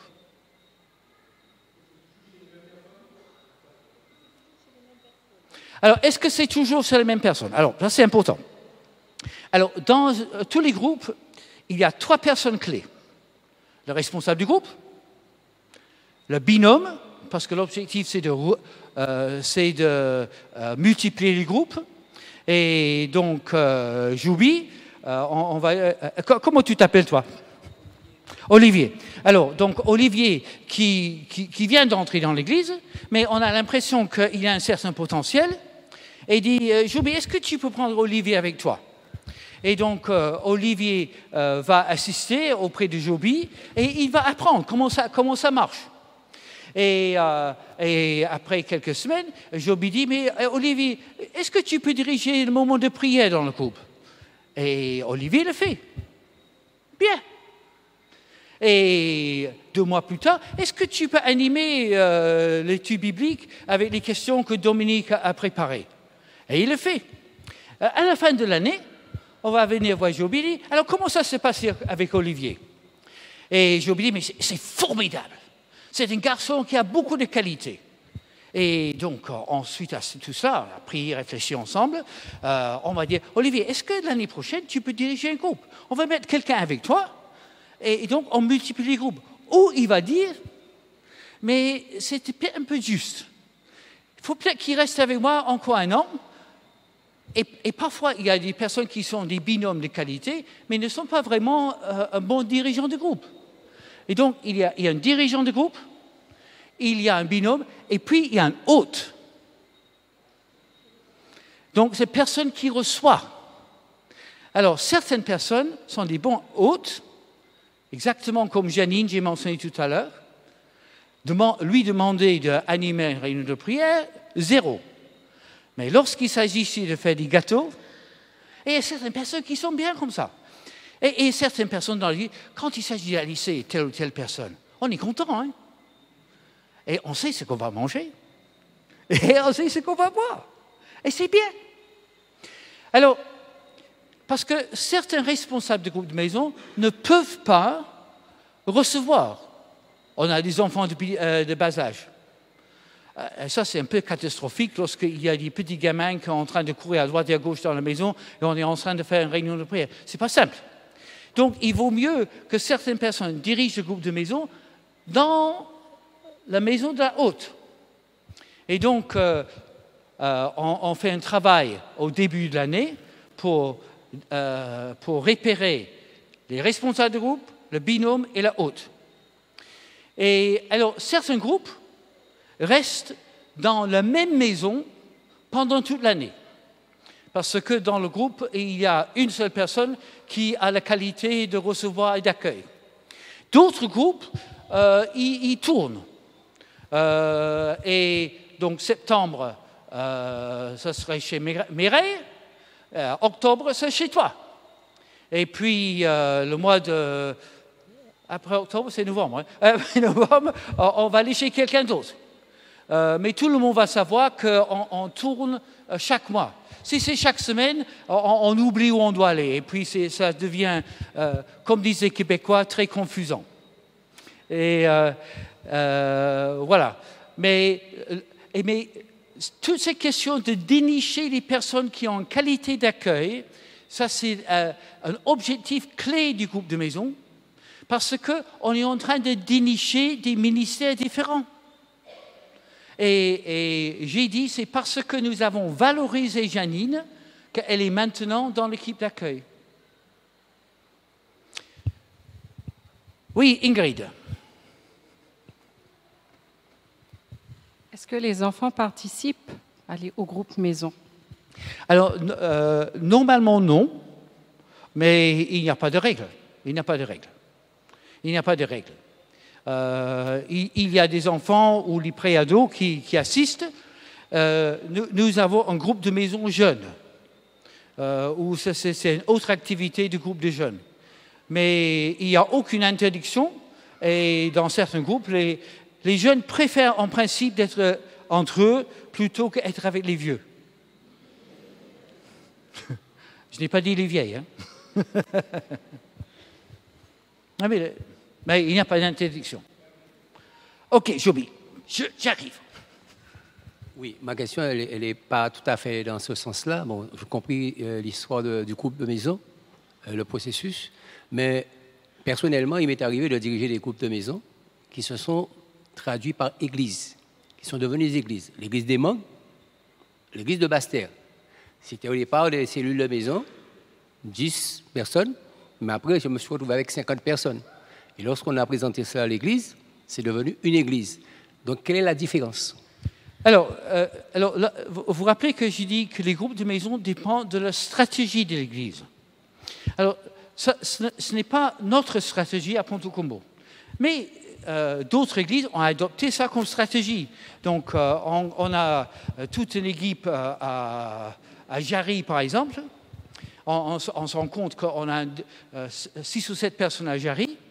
Et donc, on commence un groupe là, et effectivement, ça se multiplie, et finalement, ça peut devenir l'implantation d'église. Ça peut se faire comme ça. Tout dépend de la stratégie de l'église. Ce qui est important, ce n'est pas une décision unilatérale de la part du groupe. On est tous ensemble dans l'église, on a les mêmes objectifs, et c'est pour ça que le relationnel entre le pasteur et les responsables du groupe, c'est tellement important. Et donc, après un moment, ta façon de raconter l'histoire, tu vas dire à je ne sais qui, mais moi je me demande si notre groupe ne pourrait pas devenir église. Et le pasteur va dire, mais écoute, on va prier pour ça en église. Et ça entre dans le projet d'église, et ça c'est formidable. Alors, parfois c'est un peu trop rapide, et on remet, et voilà, donc c'est comme ça que ça fonctionne.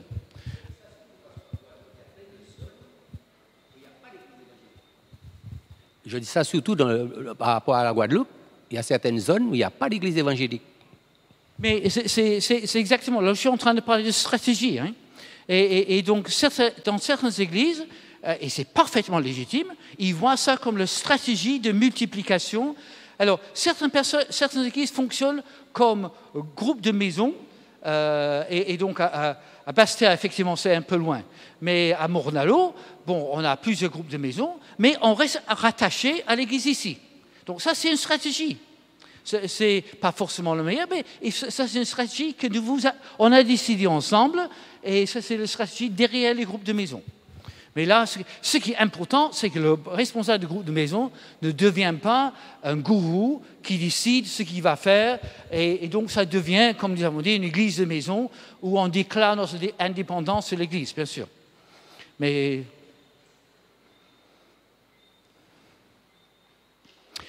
monsieur... Attends, les dames d'abord. Tu fais des bons gâteaux? Oui, ça m'arrive. Ça m'arrive. Est-ce que vous invitez des non-croyants? Ah, ça c'est une bonne question. Alors là aussi, ça dépend de la stratégie de l'Église. Dans la stratégie de l'Église de Ponto Combo, je n'en ai pas parlé. Parce que ce n'est pas comme ça que nous faisons l'évangélisation. L'accent, c'est sur le relationnel entre chrétiens. Alors, d'autres églises font exactement le contraire et ils voient ça comme un moyen d'inviter des voisins. Mais ça, c'est une autre stratégie qui est parfaitement légitime. Ce n'est pas notre stratégie. Alors, en fonction des responsables de groupe, inévitablement, on est entre amis et alors viens à notre groupe, mercredi soir. Alors, tu vas découvrir des choses au sujet de la Bible que tu ne pensais jamais connaître. Alors, on choisit parfois en fonction de la soirée, parce que si on est en train d'étudier Jérémie chapitre 33, c'est peut-être un peu difficile. Mais si on est en train de faire quelque chose sur la prière, par exemple, ça c'est peut-être bien. Et nous avons eu des personnes qui ont rejoint l'Église par les groupes de maison. Ce n'est pas notre stratégie, mais si les gens se convertissent de cette façon-là, on ne va pas les refuser, bien sûr. Donc c'est pour ça que j'ai essayé de dire que voilà nos objectifs, nous, à Ponto Combo. Ce n'est pas la seule façon de faire, et ce n'est pas la seule façon biblique de le faire. D'autres églises adoptent d'autres façons de faire, et là, on a parlé avec Joby, mais et c'est pour ça qu'il faut réfléchir à ces 4 axes et la stratégie globale de l'Église. Alors, attends, oui, pardon. Oui, ce que je voulais souligner, c'est effectivement donc il y a plusieurs stratégies. Ça dépend de l'objectif qu'on se fixe, ce qu'on veut atteindre, voir les non-croyants ou le relationnel. Donc ça, je pense que j'allais un peu dans le même sens. Deuxième chose, cette Janine qui fait des gâteaux, qui offre des boissons. Donc si c'est une fois par semaine, est-ce qu'il y a un budget qui est afféré à Janine ou est-ce que ça vient de ses propres fonds? Comment ça se passe? Parce que je me dis une fois par mois, bon, ça va, mais toutes les semaines, est-ce qu'il y a un budget ou est-ce que c'est gracieusement qu'elle se donne comme ça? Comment ça se passe dans les différents groupes? Alors, il n'y a surtout pas de budget de l'Église. Ça, c'est organisé entre les groupes. Janine était très généreuse. Et pour elle, de préparer un gâteau par semaine et le tisane une fois par semaine, ce n'était pas des gros frais. Alors, on n'est pas en train de préparer un repas de Noël. Et donc, dans certains groupes où ça tourne, c'est partagé. Mais la personne qui est une véritable personne d'accueil et de hôte voit ça comme le ministère au sein de l'Église. Donc, ça, c'est notre façon de voir les choses. Et il y avait...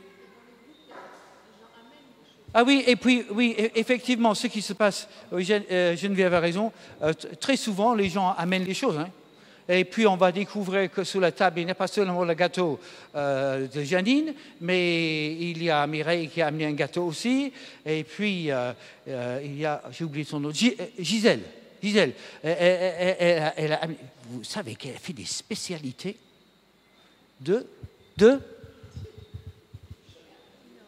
du nord de la France. Nord de la France. et beaucoup d'entre vous, vous n'avez jamais goûté les spécialités du nord de la France. Et donc, lorsqu'il y a un partage comme ça, parfois, on rentre le soir et on est content. Hein. Bah oui. Et non, mais une autre question que tu avais posée, c'était sur les frais et autre chose. Non, mais tu as répondu par rapport à... Oui, oui c'est...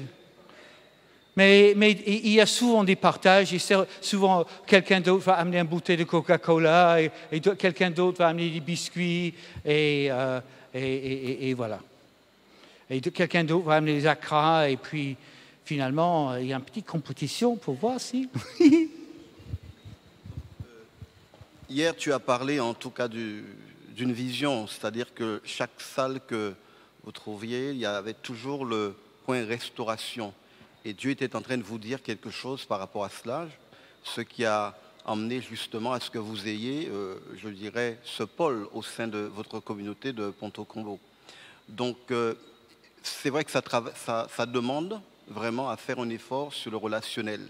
Mais maintenant, est-ce qu'il ne serait pas quand même important, et je veux croire qu'on va dans le même sens, de tenir compte aussi des contextes de culture qui ne sont pas forcément les mêmes. Donc, en métropole, c'est vrai qu'en hiver, il fait froid, donc il fait bon d'avoir un café, d'avoir un chocolat. Donc, mais c'est vrai que chez nous, donc, le matin, on déjeune avant d'aller à l'église. On prend le petit déjeuner. Il neige pas souvent ici. Hein?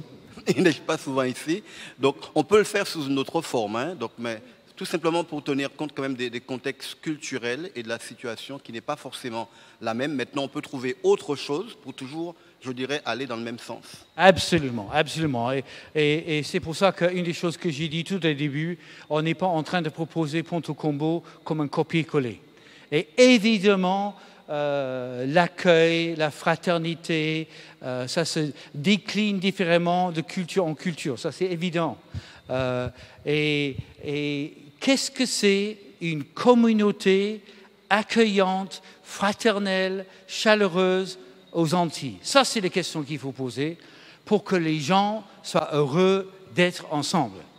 Alors, peut-être ce n'est pas le café que vous servez avant le culte, mais moi, à Ponto Combo, je bois le café à la maison et avant le culte. Et quand tu bois 2 tasses de café, le louange va mieux. Non, mais là c'est évidemment... Oh là! Ouf! Alors, on a encore quelques minutes. Alors, il faut que tu m'expliques ton nom. Christelle. Je voulais savoir par rapport au groupe, qui décide des thématiques, des études? Est-ce que c'est le pasteur? Est-ce que ce sont les responsables? Comment ça se passe? Ça, c'est une bonne question. Alors, dans chaque église, il y a toute une réflexion quant à l'enseignement biblique. Et à Ponto, alors j'explique comme on fait à Ponto Combo, qui doit être adapté culturellement, comme dit Dominique. Alors, nous faisons pendant l'année 3 thèmes. On fait un thème septembre jusqu'à décembre. Alors, le thème peut être quelque chose thématique comme la prière. En ce moment, à Ponto Combo, on est en train de faire les actes des apôtres. De janvier jusqu'à Pâques, et on termine avec un méga culte de Pâques. Donc là, on va faire un autre livre ou un autre thème, et puis de Pâques jusqu'à la fin juin. Donc on fait 3 séries, 3 thèmes, 3 livres bibliques dans l'année. Et donc, ça c'est décidé évidemment par l'équipe pastorale qui a une réflexion à long terme sur les besoins de l'Église ou l'évolution de l'Église locale. Et donc, chaque trimestre ou chaque année, on explique ce qu'on va faire pendant toute l'année. Et donc, chaque trimestre, il y a un culte de lancement de la série qui correspond aussi souvent à la semaine de jeûne et prière. Et puis, il y aura un méga culte de lancement, souvent avec un apéritif spécial après. Et puis, on va lancer des groupes de maison en fonction de la thématique et culte. Donc ça, c'est réfléchi par l'équipe pastorale en fonction des besoins et en fonction du développement de l'Église. Donc, et ce que tu dis est important. Donc, ce n'est pas chaque groupe qui décide ce qu'elle veut faire. Parce que l'objectif, c'est que si nous avons une vingtaine de groupes de maisons, ce qui est le cas à Ponte-Combo, on veut que l'Église reste unie. Et donc, si dans les groupes de Joby, on est en train d'étudier Éphésiens 2, hein, c'est ça, oui. Et dans le groupe de Nicolas, on fait Éphésiens 2, ça veut dire que les personnes dans son groupe peuvent discuter avec les gens dans le groupe de Joby en fonction des prédications au culte. Et évidemment, la façon de discuter ne sera pas pareille, mais on a le sentiment d'avancer ensemble. Et parfois aussi, dans les prédications au culte, on fait du retour du groupe de maison. Et donc ça unit l'Église, parce que l'Église va devenir plus grande et plus petite à la fois. Un plus grand groupe attire, un plus petit groupe retient. Alors, oui, dernière question alors, vas-y. Oui, oui. Donc ça veut dire que tous les groupes de maisons traitent des mêmes thèmes en même temps. Exact. D'accord, super. C'est pour garder l'unité de l'Église. Ça nous est arrivé exceptionnellement de permettre autre chose, mais c'est vraiment l'exception du règle. Et j'ai une dernière question, s'il n'y a pas de questions. Ah, vas-y. Le thème est passionnant, donc je pose des questions. Oui, non, oui. Tu disais tout à l'heure que... Et on voit que tu es plus près du ciel là-haut. Non, tu disais tout à l'heure que le groupe, la stratégie des groupes de maison n'est pas forcément orientée vers l'évangélisation. Mm-hmm. Mais est-ce que tu peux nous dire quelques mots sur vos méthodes d'évangélisation? Mais rapide, au moins. Oh là. Alors, si vous... Est-ce que tu as lu mon livre, mon frère? Pas encore. Mais tu l'as acheté? Presque. Parce qu'il n'y a que 7 exemples. Alors là-dedans, j'ai toute une réflexion sur ce que moi j'appelle un culte accessible. Alors, j'ai découvert... Alors là, je parle de chez nous en métropole. Alors là, je m'avance un peu plus timidement parce que je me rends compte que là, je ne suis pas en train de parler de la même situation culturelle. Mais de plus en plus, en métropole, nous avons des personnes qui arrivent au culte qui connaissent rien. Et de toute façon, bibliquement parlant, la société française et même ancienne, on devient de plus en plus spirituellement inculte. On connaît de moins en moins la Bible, on connaît de moins en moins, et donc chacun, il a fait un self-service où il a attrapé un peu de partout, et quand il vient à l'église, il ne connaît rien. Et donc, mon souci, c'était comment est-ce que nous voulons accueillir les non-chrétiens. Et moi, je dis, mais il faut absolument que tout ce qui se passe au culte soit compréhensible aux païens moyens. Par là, je veux dire que, et là, on a réfléchi tout notre système de culte. Est-ce qu'on pense, alors ça ne veut pas dire que le païen moyen va tout comprendre, mais il va pouvoir sortir en disant, ouais, ça m'a fait du bien, j'ai saisi au moins quelque chose, je veux revenir. Et évidemment, là, l'accueil compte. L'accueil compte. Donc, toute la réflexion de l'accueil. Comment est-ce que les gens vont se sentir accueillis? Donc, ça c'est d'hier. Hein. Donc, on a réfléchi les chants que nous chantons. Est-ce que le groupe de louanges utilise un langage qui sera compris par le païen moyen?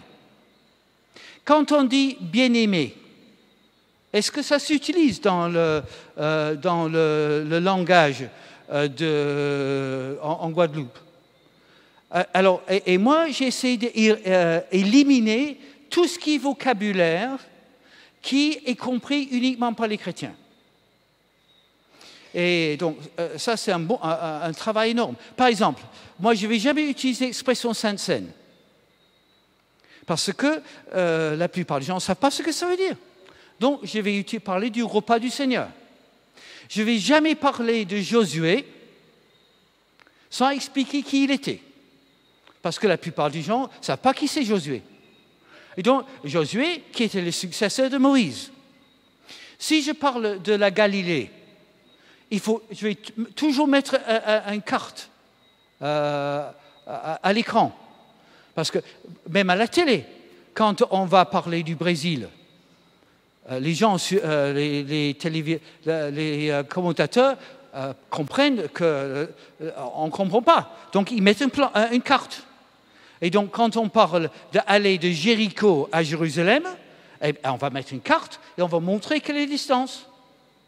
Et donc, il y a toute cette réflexion qui réfléchit aux chrétiens incultes et aux non-chrétiens. Et nous avons découvert que lorsque les non-chrétiens vivent dans cette ambiance, ils se convertissent petit à petit. Parce qu'ils se convertissent d'abord à la communauté, c'est un endroit où je veux bien être. Ils vont dans le groupe de maison, ils ne sont pas convertis, mais ils vont dans le groupe de maison des Mireilles, ça les touche le cœur, et puis ils commencent à écouter ce qu'on dit. Et donc, dans les chants, quand il y a des mots qui sont difficiles, nous mettons une note en bas de page. L'agneau de Dieu, est-ce que les gens comprennent ce que c'est l'agneau de Dieu? Non. Donc, on va mettre Astérix et en bas de page, titre donné à la Bible à Jésus. Donc, évidemment, nos prières, évidemment, là, strictement, Fairbolton a interdit les prières de 3 km, on prie des prières courtes pour que les gens comprennent. Et souvent, ce qu'on a fait le dimanche matin au culte, voilà, maintenant, il y a un moment de... Vous avez des moments de prière libres dans le culte? Alors, nous disons, voilà, 2 phrases maximum. 2 phrases maximum. Et comme ça, le non-chrétien qui arrive au culte, il ne sera pas... il se waouh, toutes ces personnes sont en train de participer et ils ne s'ennuient pas.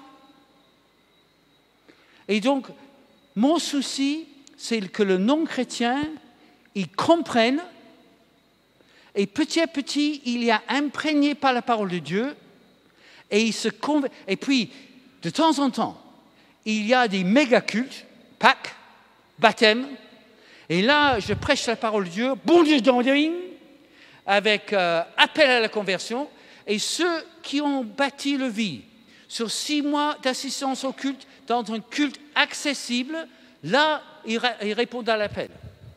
Et moi, j'ai vu à Ponto Combo, alors je redis que Ponto Combo n'est pas le moule, et tout le monde comprend que ce n'est pas un culte accessible, avec des méga-cultes où on fait un appel à la conversion que l'Église a grandi.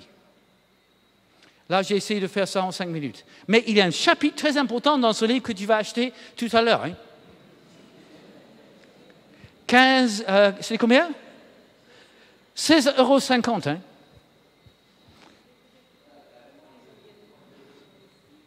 Alors, l'autre stratégie... Alors, la question, c'est comment est-ce que les gens viennent au culte? Alors, le site web, c'est absolument essentiel chez nous. Lorsque les gens cherchent une église, ils googlent. Google, église évangélique. Et étant donné que notre site web, que tu connais, est accessible, l'idée, c'est de permettre à ce que les gens aient envie, et là, avoir des photos, des petits films qui permettent de dire « Waouh !» Dans l'église du Moule, ça leur envie, hein. Et par le site web, ils viennent, et puis, j'ai compris, il y avait un accueil, en plus le café de qualité, et puis ce jour-là, c'est les gâteaux de Mireille, ou de Céline qui a fait vraiment un effort, hein. Et là, évidemment, la personne veut revenir. Parce qu'il y a la fraternité, la compréhension et l'Esprit de Dieu. Parce que ce n'est pas une technique qu'on est en train de cultiver. Hein. Ça répond? Alors, les amis, il est maintenant moins 20. Je pense diviser tout le monde en petits groupes, mais je pense que c'est trop tard. Moi, je pense que ce que je vais faire, je vais prier. Et je ne sais pas si M. Bernard est là. Ah, il est là, Bernard. D'accord. Et donc, je prie, et puis tu reprends le...